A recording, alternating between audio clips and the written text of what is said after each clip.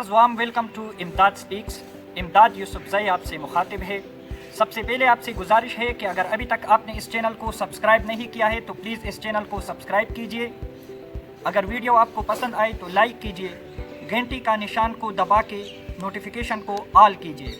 आप हमारे दूसरे चैनल रोखाना_डिवा को भी सब्सक्राइब कीजिए।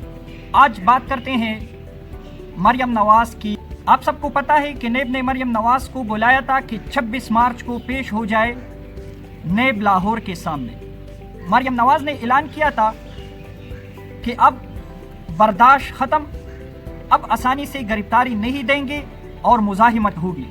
शायद मरियम नवाज़ को गिरफ्तारी का अंदाज़ा था, इसलिए उन्होंने लाहौर हाई कोर्ट से हिफाजती ज़मानत भी हासिल की। जब नेब को पता चल गया कि गिरफ्तारी वैसे भी मुमकिन नहीं है, तो नेब ने भी एक दरख्वास्त दी लाहौर हाई कोर्ट में कि मरियम नवाज़ को मना किया जाए कि वर्कर्स को साथ ना लाए। मेरे ख्याल से दरख्वास्त अजीब थी, क्योंकि अगर पॉलिटिकल पार्टीज़ को पॉलिटिकल एक्टिविटीज़ से अदालतें रोकेंगी तो इस तरह अदलिया सियासी मामलात में मुलव्वस हो जाएगी। लाहौर हाई कोर्ट ने ये दरख्वास्त मुस्तरद की। जब नेब को पता चला कि अदालत ने फरीक बनने से इनकार कर दिया है और अदालत सियासी अमल को रोकना नहीं चाहता, तो 25 मार्च की शाम को नेब ने एक एलानिया जारी किया कि इस पेशी को मुलतवी की जाती है। सवाल ये है कि ये क्यों मुलतवी कर दिया गया। नेब ने तो अपने एलानिये में बताया है कि कोरोना वायरस की तीसरी लहर की वजह से। क्या यही बात है? अगर ये बात है तो क्या ये पहले से मालूम नहीं था कि लाहौर में कोरोना वायरस के फैलने का खदशा है? इस तरह तो नेब वीडियो लिंक के ज़रिए भी सवालात कर सकते थे, तो फिर क्यों? जाहिर बात है गिरफ्तारी मुमकिन नहीं थी, और अगरचे नेब ने रेंजर और पुलिस को बुलाया था, लेकिन शायद खदशा यही था कि सियासी वर्कर्स बड़ी तादाद में आएंगे और इस तरह तो मरियम नवाज़ को अपने सियासी ताकत के मुजाहरे का एक मौका मिल जाएगा। तो इसलिए ये बात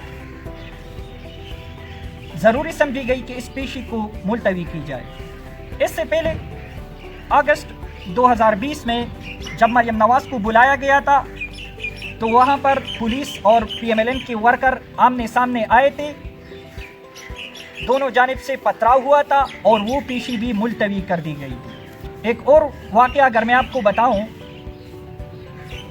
तो जब मौलाना फजलुर रहमान को बुलाया गया था तो GY ने धमकी दी थी कि हम पेशावर में किसी ख़ास जगह पर फिर मुजाहिरा करेंगे, तो वो पेशी भी मुलतवी कर दी गई थी। और नेब ने फिर मौक़िफ़ इख्तियार किया था कि हमने तो मौलाना को बुलाया ही नहीं था। इससे ये बात साबित हो जाती है कि जब अगर कोई खामोशी से गिरफ्तारी दे तो नेब चढ़ाई करेगा, लेकिन अगर कोई मुज़ाहिमत करे तो नेब फिर पीछे हट जाता है। और ये क्यों? क्योंकि जाहिर बात है एहतिसाब का जो बयानिया था ये पिट चुका है।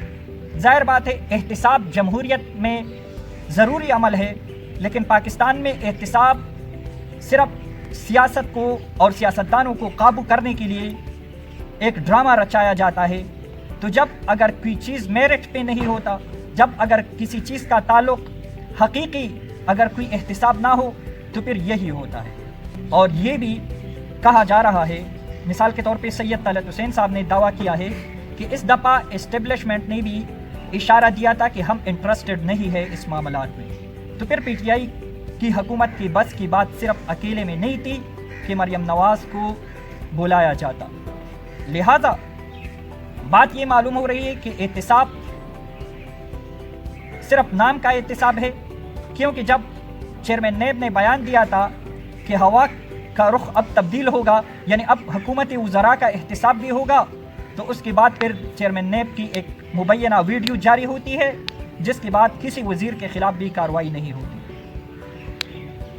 तो नेब और नेब के ख़िलाफ़ मुख्तलिफ हाई कोर्ट्स اور حتیٰ کہ خواجہ سعد رفیق کی ضمانت کے کیس میں سپریم کورٹ نے بھی فیصلہ دیا ہے کہ نیب پولیٹیکل انجینئرنگ کے لیے استعمال ہو رہا ہے۔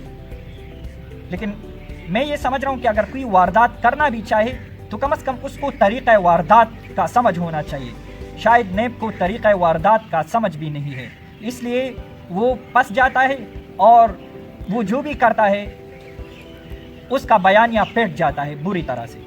لہٰذا بہتر اس بات میں ہے کہ اس ڈرامے کو بند کیا جائے، ایک نیا قانون لایا جائے اور صحیح معنی میں اکراس دا بورڈ سب کا احتساب ہونا چاہیے، چاہے وہ سیاستدان ہو یا غیر سیاستدان۔